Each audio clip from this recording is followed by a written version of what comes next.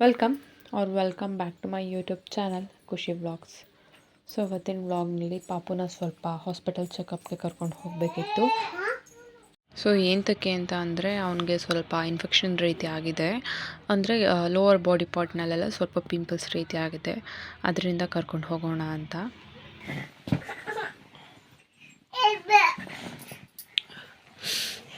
ಈ ಕಾಲು ತೋರಿಸು, ಈ ಕಾಲು ಈ ಕಾಲು ತೋರಿಸು.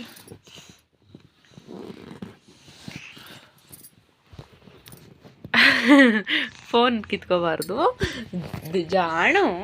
ಆಕೆ ಫೋನ್ ನಿನಗೆ ಎತ್ಕೋ, ಬಗಲ ಏನೈತಿ.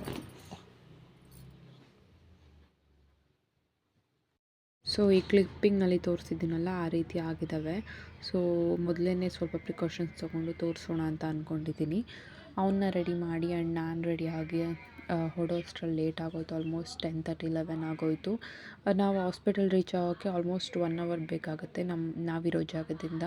ನಾನು ಪ್ರೆಗ್ನೆನ್ಸಿಲಿ ಕೂಡ ಅಲ್ಲೇ ತೋರಿಸ್ತಾ ಇದ್ದಿದ್ದರಿಂದ ಪಾಪುನೂ ಅಲ್ಲೇ ಕರ್ಕೊಂಡು ಹೋಗ್ತೀವಿ. ಅವ್ನಿಗೇನೇ ಇದಾಗಿರಲಿ, ಲೈಟಾಗಿ ಕೋಲ್ಡ್ ಅಥವಾ ಜ್ವರ ಈ ರೀತಿ ಏನಿದ್ರೂ ಕೂಡ ಅಲ್ಲೇ ಕರ್ಕೊಂಡು ಹೋಗೋದು. ಬಿಕಾಸ್ ಅವನಿಗೆ ಇಲ್ಲಿ ಡಾಕ್ಟರ್ಸ್ ಅಷ್ಟು ಅಡ್ಜಸ್ಟ್ ಆಗೋದಿಲ್ಲ. ಮುಂಚೆಯಿಂದನೂ ಅಲ್ಲೇ ಕರ್ಕೊಂಡು ಹೋಗೋದ್ರಿಂದ ಅವನು ಅಲ್ಲಿಗೆ ಅಡ್ಜಸ್ಟ್ ಆಗಿದ್ದಾನೆ. ಸೊ ಹೋಗ್ತಾ ಇದ್ದೀವಿ. ಆ್ಯಂಡ್ ಅವನಿಗೆ ಊಟ ತಿನ್ನಿಸಿ ಆ್ಯಂಡ್ ಅಲ್ಲಿಗೆ ಸ್ವಲ್ಪ ಸೆರ್ಲ್ಯಾಕ್ನ ಒಂದು ಬಾಕ್ಸ್ ಹಾಕಿ ಫೀಡಿಂಗ್ ಬಾಟಲ್ಗೆ ನೀರು ಹಾಕ್ಕೊಂಡು ನಾವು ಟಿಫನ್ ಮಾಡಿಕೊಂಡು ಬಂದ್ವಿ. ಆ್ಯಂಡ್ ಆಲ್ಮೋಸ್ಟ್ 1 ಅವರ್ ಬೇಕಾಗುತ್ತಲ್ಲ, ಅವನು ಕೂಡ ನಿದ್ದೆ ಮಾಡ್ತಾ ಇದ್ದಾನೆ.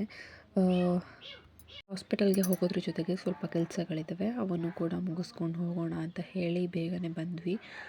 ಯಾಕೋ ಸ್ಲೈಸ್ ಕುಡಿಬೇಕು ಅನಿಸ್ತು, ಸೊ ತಗೊಂಡೆ. ಎಲ್ಲಿದೆ ಬೇಬಿ? ಅಲ್ಲಾಯ್ತಮ್ಮ ಬೇಬಿ? ಎಲ್ಲ ಒಂದು ಬೇಬಿ ಎಲ್ಲಿದ್ದಾನೆ ಬೇಬಿ? ಸೊ ಅವನಿಗೆ ಹೊರಗಡೆ ಫುಡ್ಸ್ ಏನೂ ತಿನ್ನೋದಿಲ್ಲ. ನಾನು ಜ್ಯೂಸ್ ಕುಡಿತಿದ್ದು ನೋಡ್ಬಿಟ್ಟು ಕುಡಿತೀಯಾ ಅಂತ ಕೇಳೋದಕ್ಕೆ ಬೇಡ ಅಂತ ಹೇಳ್ಬಿಟ್ಟು ಪುಷ್ ಮಾಡ್ದೆ. ಅದೊಂದು ಒಳ್ಳೆ ಹ್ಯಾಬಿಟ್ ಪಾಪು ಹತ್ರ. ಫ್ರೂಟ್ಸ್ ಮಾತ್ರ ತಿಂತಾನೆ, ಚಿಪ್ಸ್ ಆಗಲಿ ಬಿಸ್ಕೆಟ್ಸ್ ಆಗಲಿ ಯಾರೇ ಕೊಟ್ಟರು ಪುಷ್ ಮಾಡ್ತಾನೆ ಕೈ. ಡಾಕ್ಟರ್ ಇರಲಿಲ್ಲ, ವೆಯ್ಟ್ ಮಾಡಿ ಅಂತ ಹೇಳಿದರು. ಸ್ಕಿನ್ ಡಾಕ್ಟರ್ಗೆ ಸಜೆಸ್ಟ್ ಮಾಡಿದರು. ಸೋನಾ ಇಲ್ಲಿ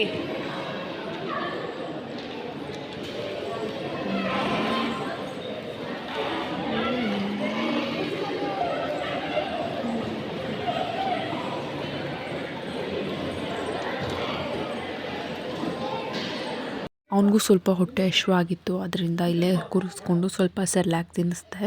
ತೊಗೊಂಡು ಬಂದಿತ್ತಲ್ಲ ಅದನ್ನೇ ತಿನ್ನಿಸ್ಬಿಟ್ಟು ನೀರು ಕುಡಿಸಿ ಇಲ್ಲೇ ಆಟ ಆಡಿಸ್ಕೊಳ್ತಾ ಇದ್ದೀನಿ. ಅಲ್ಲಿ ಪ್ಲೇ ಏರಿಯಾ ಕೂಡ ಇದೆ, ಅಷ್ಟು ಹಿಡಿಯೋದಕ್ಕೆ ಅವ್ನಿಗೇನು ಕಷ್ಟ ಆಗೋದಿಲ್ಲ. ಅಲ್ಲಿ ಕರ್ಕೊಂಡು ಹೋದರೆ ವೆಯ್ಟ್ ಮಾಡಬೇಕಂದ್ರೆ ಆರಾಮಾಗಿರ್ತಾನೆ. ಸೊ ಅಲ್ಲಿ ಸ್ವಲ್ಪ ಹೊತ್ತು ಆಟ ಆಡಿಸಿ ಊಟ ಮಾಡಿಸೋಣ ಅಂತ ಹೇಳಿ ಕರ್ಕೊಂಡು ಬಂದಿದ್ದೀನಿ. ಪೀಡಿಯಾಟ್ರಿಷನಿಗೆ ತೋರಿಸಿದ್ದಾದ್ಮೇಲೆ ಅವರು ಒಂದು ಸಲ ಅಲ್ಲಿ ತೋರಿಸಿ ಅಂತ ಹೇಳಿದರು. ಅಷ್ಟು ಜಾಸ್ತಿ ಇನ್ಫೆಕ್ಷನ್ ಆಗಿಲ್ಲ, ಬಟ್ ಅವನಿಗೆ ಸ್ವಲ್ಪ ಇಚಿಂಗ್ ಅನಿಸುತ್ತೆ, ಕೆರೀತಾ ಇರ್ತಾನೆ. ಅದರಿಂದ ಅವ್ರಿಗೂ ಒಂದು ಸಲ ತೋರಿಸಿ ಬೇರೆ ಏನಾದರೂ ಪ್ರಾಬ್ಲಮ್ ಇರ್ಬೋದು ಅಂತ ಹೇಳಿದ್ರು. ತೋರಿಸಿದ್ದಾದಮೇಲೆ ಸ್ಕಿನ್ ಡಾಕ್ಟರ್ ಹೇಳಿದ್ರು ಏನೂ ತೊಂದರೆ ಇಲ್ಲ, ಲೈಟಾಗಿ ಬೇರೆ ಮಕ್ಕಳಿಂದ ಸ್ಪ್ರೆಡ್ ಆಗಿದೆ ಅಂತ ಹೇಳಿದ್ರು. ಅದರಿಂದ ಅವನಿಗೆ ಏನೇನು ಲೋಷನ್ಸ್ ಕೊಟ್ಟಿದ್ದರು ಮತ್ತು ಮೆಡಿಸಿನ್ಸ್ ಏನು ಕೊಟ್ಟಿದ್ದರು ಅದನ್ನೆಲ್ಲ ತೊಗೊಂಡು ಡಾಕ್ಟರ್ನ ಕನ್ಸಲ್ಟ್ ಮಾಡಿ ಹೊರಟ್ವಿ. ಆ್ಯಂಡ್ ಆವಾಗಲೇ ಆಟ ಆಡಿದ್ನಲ್ಲ, ಸೊ ಆ ಕಡೆ ತೋರಿಸ್ತಾ ಇದ್ದೆ, ಆಟ ಆಡಬೇಕು ಅಂತ ಹೇಳಿ ಕರ್ಕೊಂಡು ಹೋಗಿದ್ದೆ. ಆ್ಯಂಡ್ ನಮಗೂ ಕೂಡ ಹೊಟ್ಟೆ ಆಗಿತ್ತು. ಸೊ ಇಲ್ಲೇ ಏನಾದರೂ ಚಾಟ್ಸ್ ತಿನ್ನೋಣ ಅಂತ ಹೇಳಿಬಿಟ್ಟು ಬಂದೆ. ಅವರು ಒಬ್ಬರು ತಿನ್ನಬೇಕಾದ್ರೆ ನಾನು ಪಾಪುನ ನೋಡಿಕೊಂಡು ಆ್ಯಂಡ್ ಅವ್ರು ನೋಡ್ಕೊಳ್ಬೇಕಾದ್ರೆ ನಾನು ತಿನ್ಬೇಕು, ಆ ರೀತಿ ಮಾಡ್ತೀವಿ. ಬಿಕಾಸ್ ಅವನು ನಮಗೆ ತಿನ್ಲಿಕ್ಕೆ ಬಿಡೋದಿಲ್ಲ, ಅವನು ತಿನ್ನೋದು ಈ ರೀತಿ ಮಾಡ್ತಿರ್ತಾನೆ. ಅವನಿಗೆ ಇವಾಗ ಏನಂದರೆ ಅವನ್ನೇ ಎಲ್ಲ ತಿನ್ನಬೇಕು ಅನ್ನೋದಕ್ಕೆ ಟ್ರೈ ಮಾಡ್ತಿರ್ತಾನೆ. ಸೊ ಇದು ಬೆಸ್ಟ್ ಟೈಮ್ ಅವನ್ನೇ ತಿನ್ನೋದು ಕಲ್ತ್ಕೊಳ್ಳೋಕೆ ಬಿಡೋದಕ್ಕೆ. ನನಗೆ ಏನು ಮಾಡ್ತೀನಿ ಅಂದರೆ, ಏನಾದರೂ ಊಟ ಏನಾದರೂ ಇದ್ದರೆ ಒಂದು ಬೌಲ್ ಅಥವಾ ಒಂದು ಪ್ಲೇಟ್ಗೆ ಹಾಕಿ ಕೊಟ್ಬಿಡ್ತೀನಿ. ಸೊ ಚೆಲ್ಲಿದ್ರೂ ಪರವಾಗಿಲ್ಲ ಆ್ಯಂಡ್ ಗಲೀಜು ಮಾಡಿದ್ರೂ ಪರವಾಗಿಲ್ಲ, ಅವನೇ ತಿನ್ನೋದು ಕಲ್ತ್ಕೊಳ್ತಾನೆ ಅನ್ನೋ ಒಂದು ಇಂಟೆನ್ಷನ್ನಿಂದ ಆ ರೀತಿ ಕೊಡ್ತೀನಿ ತಿನ್ನಲಿ ಅಂತ ಹೇಳಿ. ಸೊ ನಾನು ಪಾನಿಪುರಿ ತಿನ್ನೋಣ ಅಂತ ಹೇಳ್ಬಿಟ್ಟು ತೊಗೊಂಡೆ. ನನಗಷ್ಟು ಟೇಸ್ಟ್ ಇಷ್ಟ ಆಗಲಿಲ್ಲ. ಆ್ಯಂಡ್ ಬೇರೆ ಟ್ರೈ ಮಾಡೋಣ ಅಂತ ಅದನ್ನು ಕೂಡ ತೊಗೊಂಡೆ. ನನಗೆ ಎರಡೂ ಕೂಡ ಇಷ್ಟ ಆಗಲಿಲ್ಲ, ಡಿಸಪಾಯಿಂಟ್ ಆಯಿತು. ಬಿಕಾಸ್ ನನಗೆ ಯಾವ್ದಾದ್ರು ಒಂದು ಶಾಪ್ನಲ್ಲಿ ತಿಂದು ನೆಕ್ಸ್ಟು ಬೇರೆ ಹೊರಗಡೆ ಎಲ್ಲಾದರೂ ಹೋದಾಗ ತಿಂದರೆ ನನಗೆ ಆ ಟೇಸ್ಟ್ ಏನಿರುತ್ತಲ್ಲ ಎರಡೂ ಮ್ಯಾಚ್ ಆಗೋದಿಲ್ಲ. ಆವಾಗ ನನಗೆ ಸ್ಯಾಟಿಸ್ಫ್ಯಾಕ್ಷನ್ ಆಗೋದಿಲ್ಲ, ಆ ಟೇಸ್ಟ್ ಸಿಗಲಿಲ್ಲ ಅನ್ನೋ ಥರ ಆಗುತ್ತೆ. ಆ್ಯಂಡ್ ಪಾಪುಗೇನು ತಿನ್ನಿಸೋದಿಲ್ಲ ನಾನು, ಸುಮ್ಮನೆ ಬಾಯಿ ಹತ್ರಕ್ಕಿಟ್ಟೆ, ಅವ್ನು ತಿನ್ನಲಿಲ್ಲ. ಅಂದರೆ ಅವನು ಇಷ್ಟಪಡೋದಿಲ್ಲ, ಊಟ ಅಂತ ಹೇಳಿಬಿಟ್ಟು ತೊಗೊಂಡ ಅಷ್ಟೇ. ಅದು ಸ್ವಲ್ಪ ಬಿಸಿ ಇತ್ತಲ್ಲ, ಒಂದು ಸಲ ಮುಟ್ಟಿ ನೋಡಿಬಿಟ್ಟು ಬೇಡ ಅಂತ ಹೇಳಿ ಕೂತ್ಕೊಂಡ. ಅಂದರೆ ಅವನಿಗೆ ಊಟಕ್ಕಿಂತ ಸ್ಪೂನ್ ಬೇಕು ಅವನಿಗೆ. ಸ್ಪೂನ್ ಕೊಟ್ಟರೆ ಸುಮ್ಮನೆ ಆಟ ಆಡಿಕೊಂಡು ಕೂತ್ಕೊಳ್ತಾನೆ. ಸ್ಪೂನ್ ಕಿತ್ಕೊಂಡೆ ಅಂತ ಹೇಳಿಬಿಟ್ಟು ಅಳೋಕ್ಕೆ ಶುರು ಮಾಡ್ದ. ಸೊ ಅವನಿಗೆ ಈ ನಡುವೆ ತುಂಬ ಹಠ ಮಾಡ್ತಾ ಇದ್ದಾರೆ. ಆ್ಯಂಡ್ ಚಿಕ್ಕ ಚಿಕ್ಕ ವಿಷಯಕ್ಕೂ ಇರಿಟೇಟ್ ಆಗೋಕ್ಕೆ ಶುರು ಆಗ್ತಾನೆ. ಸೊ ಇನ್ನೊಂದು ತಗೊಂಡೆ, ಇದನ್ನು ಟೇಸ್ಟ್ ಮಾಡೋಣ ಅಂತ ಹೇಳಿ. ಅದು ಕೂಡ ನನಗೆ ಅಷ್ಟು ಇಷ್ಟ ಆಗಲಿಲ್ಲ. ಸೊ ಮನೆಗೆ ಹೋದರೆ ಆಯಿತು, ಅಲ್ಲೇನಾದರೂ ಊಟ ಮಾಡಿದ್ರೆ ಆಯಿತು ಅಂತ ಅಂದ್ಕೊಂಡು ಅದನ್ನು ಬಿಟ್ಟೆ. ಸೊ ಮನೆಗೆ ಹೋಗ್ತಾ ಒಂದು ಜೋಕಾಲಿ ತೊಗೊಂಡು ಹೋಗೋಣ ಪಾಪುಗೆ ಅಂತ ಅಂದ್ಕೊಂಡಿದ್ದೀವಿ. ಆ್ಯಂಡ್ ಅವನಿಗೆ ಸ್ವಲ್ಪ ಫಾರ್ಮಸಿಗೆ ಹೋಗಬೇಕು, ಅಪೋಲೋ ಫಾರ್ಮಸಿಗೆ. ಸ್ವಲ್ಪ ಮೆಡಿಸಿನ್ಸ್ ಬೇಕು ಆ್ಯಂಡ್ ಅದ್ರ ಜೊತೆಗೆ ಸ್ವಲ್ಪ ಸ್ಕಿನ್ ಕೇರ್ ಥಿಂಗ್ಸ್ ಬೇಕಿತ್ತು. ಅವನ್ನ ಕಾರ್ನಲ್ಲಿ ಕೂರಿಸ್ಕೊಳ್ಳೋದು ಎಷ್ಟು ಕಷ್ಟ ಅಂದರೆ 5-5 ನಿಮಿಷಕ್ಕೂ ಇರಿಟೇಟ್ ಆಗ್ತಾ ಇರ್ತಾನೆ. ನಾವು ಮಾತಾಡ್ತಾನೆ ಇರಬೇಕು ಆ್ಯಂಡ್ ಏನಾದರೂ ತೋರಿಸ್ತಾನೆ ಇರಬೇಕು. ಮಾತಾಡೋದು ನಿಲ್ಲಿಸಿದ್ರೆ ಸಾಕು, ಅಳೋದಕ್ಕೆ ಶುರು ಮಾಡ್ತಾನೆ. 1/2 ಅವರ್ ಕೂಡ ಟ್ರಾವೆಲ್ ಮಾಡೋದಕ್ಕಾಗೋದಿಲ್ಲ ನಾವು ಅವನ ಜೊತೆಯಲ್ಲಿ. ಒಂದೊಂದು ಸಲ ನಿದ್ದೆ ಮಾಡಿಬಿಡ್ತಾನೆ, ಬಟ್ ಒಂದೊಂದು ಸಲ ಹಿಂಸೆ ಆಗುತ್ತೆ. ಫಾರ್ಮಸಿಗೆ ಕರ್ಕೊಂಡು ಹೋಗೋಣ ಅಂತ ಬಂದೆ. ಅವನ್ನ ಹಿಂಗೆಲ್ಲಾದರೂ ಹೋಗ್ಬೇಕಂದ್ರೆ ಮನೆಯಲ್ಲೇ ಬಿಟ್ಟು ಬರ್ತಿದ್ವಿ, ಬಟ್ ಈ ಸಲ ನೋಡೋಣ ಅಂತ ಹೇಳಿ ಕರ್ಕೊಂಡು ಬಂದೆ.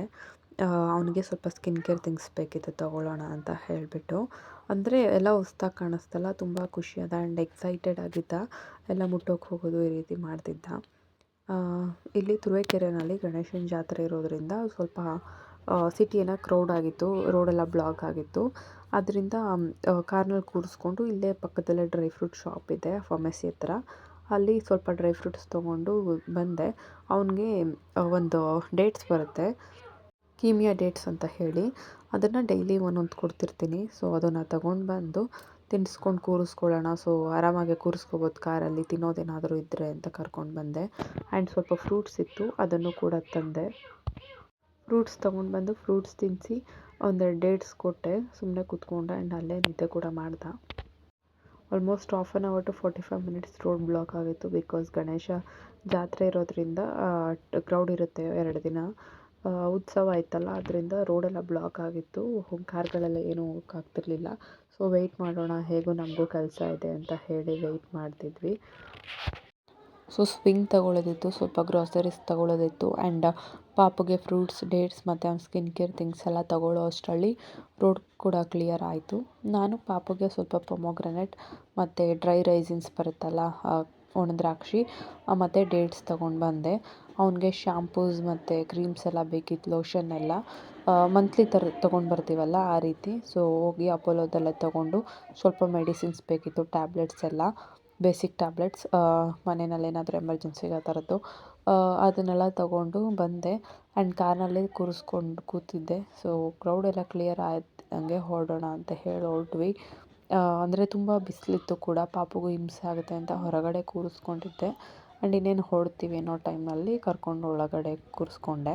ಆ್ಯಂಡ್ ಇವತ್ತು ಸಂಜೆ ದೇವಸ್ಥಾನಕ್ಕೆ ಹೋಗೋಣ ಅಂತ ಅಂದ್ಕೊಂಡಿದ್ದೀವಿ. ಆ್ಯಂಡ್ ಮತ್ತೆ ಟೌನಿಗೆ ಬರಬೇಕು ತುರುವೇಕೆರೆಗೆ, ಬಿಕಾಸ್ ಜಾತ್ರೆ ಇದೆ ಸಂಜೆ. ಜಾತ್ರೆಗೆ ಬರೋಣ ಅಂತ ಅಂದ್ಕೊಂಡಿದ್ದೀವಿ. ತುಂಬ ಗ್ರ್ಯಾಂಡಾಗಿ ನಡೆಯುತ್ತೆ, ಆಲ್ಮೋಸ್ಟ್ 1 ವೀಕ್ ಇರುತ್ತೆ ಜಾತ್ರೆ. ಆ್ಯಂಡ್ ಗಣೇಶನ ಬಿಡೋ ದಿನ ತುಂಬ ಜನ ಇರ್ತಾರೆ. ಆ್ಯಂಡ್ ಇವತ್ತು ಗಣೇಶನ ಬಿಡೋದು, ಡಿಸೆಂಬರ್ 9th ಇವತ್ತು, ನಾನು ಈ ವಿಡಿಯೋ ಮಾಡಿದ ದಿನ. ಸೊ ಸಂಜೆ ಹೋಗ್ಬೇಕು ಅಲ್ಲಿಗೆ. ಆ್ಯಂಡ್ ಈ ಮೆಡಿಸಿನ್ಸ್ ಕೊಟ್ಟರು ಡಾಕ್ಟರ್ ಪಾಪುಗೆ ಅಂತ ಹೇಳಿ. ಅದೊಂದು ಆಯಿಂಟ್ಮೆಂಟ್ ಕೊಟ್ಟರು ಮತ್ತು ಒಂದು ಲೋಷನ್ ಕೊಟ್ಟರು. ಅದ್ರ ಜೊತೆಗೆ ಒಂದು ಶಿರಪ್ ಕೊಟ್ಟಿದ್ದಾರೆ, ಜಿಂಕ್ ಸಿರಪ್ ಕೊಟ್ಟಿದ್ದಾರೆ ಪಾಪುಗೆ ಅಂತ ಹೇಳಿ. ಸೊ ಡೆರ್ಮಡ್ಯೂ ಬಾಡಿ ಲೋಷನ್ ಅಪ್ಲೈ ಮಾಡಿ, ಅದು ಅಲರ್ಜಿ ಕಡಿಮೆ ಆಗೋವರೆಗೂ ಅಂತ ಹೇಳಿದ್ದಾರೆ. ಸೊ ಅದು ಜಿಂಕ್ ಕೋವಿಡ್ ಡ್ರಾಪ್ಸ್ ಕೂಡ ಕೊಟ್ಟಿದ್ದಾರೆ, ಬೆಳಗ್ಗೆ ಸಂಜೆ ಕೊಡಬೇಕು ಅದನ್ನು ಪಾಪುಗೆ, ಇನ್ಫೆಕ್ಷನ್ ಹೋಗೋವರೆಗೂ. ಆಮೇಲೆ ಅವನಿಗೆ ಸ್ವಲ್ಪ ಶ್ಯಾಂಪು ಮತ್ತು face cream and body lotion ಬೇಕಿತ್ತು. ನಾನು ಹಿಮಾಲಯನೇ ಯೂಸ್ ಮಾಡೋದು ಅವನಿಗೆ ಮುಂಚೆಯಿಂದನೂ ಕೂಡ. ಸೊ ಅವನ್ನೆಲ್ಲ ತಗೊಂಡು ಬಂದೆ.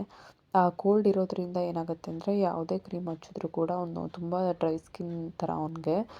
ಯಾವ್ದು ಹಚ್ಚಿದ್ರೂ ಕೂಡ ಅಷ್ಟು ಮಾಯ್ಶ್ಚರ್ ಆಗಿರೋದಿಲ್ಲ ಅವ್ನ ಸ್ಕಿನ್. ಸೊ ಇವತ್ತೇನು ಅಂದ್ಕೊಂಡಿದ್ದೀನಿ ಅಂದರೆ ಅವನಿಗೆ ನಾರ್ಮಲಾಗಿ ಕೊಬ್ಬರಿ ಎಣ್ಣೆ ಹಚ್ಚಿ ಮಲಗಿಸೋಣ. ಸೊ ಬೈ ದಟ್ ಅಬ್ಸರ್ವ್ ಆಗುತ್ತಲ್ಲ ಕೊಬ್ಬರಿ ಎಣ್ಣೆ, ಸೊ ಸ್ಮೂತ್ ಆಗುತ್ತೆ ಸ್ಕಿನ್ ಅಂತ ಹೇಳಿಕೊಂಡು ಹಂಗೆ ಮಾಡೋಣ ಅಂತ ಇದ್ದೀನಿ. ಸೊ ಈ ಸ್ವಿಂಗ್ನೇ ತೊಗೊಂಡು ಬಂದಿದ್ದೀವಿ. ನಮ್ಮ ನೇಬರ್ ಒಬ್ಬರು ಮನೆಯಲ್ಲಿ ಈ ಸ್ವಿಂಗ್ ಇದೆ. ಸೊ ಅವ್ರ ಮನೆಗೆ ಹೋದಾಗೆಲ್ಲ ಹೋಗಿ ಸ್ವಿಂಗ್ ಮೇಲೆ ಕೂತ್ಕೊಂಡು ನಿದ್ದೆ ಮಾಡೋಕ್ಕೆ ಟ್ರೈ ಮಾಡ್ತಿರ್ತಾನೆ. ಸೊ ಅವರು ತೂಗಿದ ತಕ್ಷಣ ಅಲ್ಲೇ ನಿದ್ದೆ ಮಾಡಿ ಬಂದುಬಿಡ್ತಾನೆ. ಸೊ ನಮ್ಮ ಮನೆಯಲ್ಲಿದ್ದರೆ ನನಗೂ ಕೂಡ ಒಂದೊಂದು ಸಲ ಮಲಗ್ಸೋಕ್ಕೆ ಈಸಿ ಆಗುತ್ತೆ. ಹಾಗೆ ಆಟ ಆಡ್ತಾನೆ ಅಂತ ತಗೊಂಡು ಬಂದ್ವಿ. ಸೊ ನಮಗೆ ಸ್ವಿಂಗಿಗೆ 3,500 ಆಯಿತು. ಬಿಕಾಸ್ ನಮಗೆ ಹುಕ್ ಹಾಕೋಕ್ಕೆ ಜಾಗ ಇರಲಿಲ್ಲ. ಸೊ ಅವರೇ ಅದರ ಪಾರ್ಟ್ಸ್ ಎಲ್ಲ ಕೊಟ್ಟರು, ಅಲ್ಲೇ ಪರ್ಚೇಸ್ ಮಾಡಿದ್ವಿ. ಅದರಿಂದ ಎಕ್ಸ್ಟ್ರಾ 500 ತೊಗೊಂಡ್ರು. ಸ್ವಿಂಗಿಗೆ 3,000, ಸ್ಪೇರ್ಸ್ಗೆಲ್ಲ 500 ಎಕ್ಸ್ಟ್ರಾ ತೊಗೊಂಡ್ರು. ಇದು ಅವ್ನಿಗಾಗಲೇ ಫೋರ್ತ್ ಥಿಂಗ್ ಅವನಿಗೆ ಅಂತ ತರ್ತಾ ಇರೋ ದೊಡ್ಡದು ಟಾಯ್ಸ್ ಬಿಟ್ಟು ಈ ರೀತಿ ಗಾಡಿ ಆಗಿರ್ಬೋದು ಇದನ್ನೆಲ್ಲ.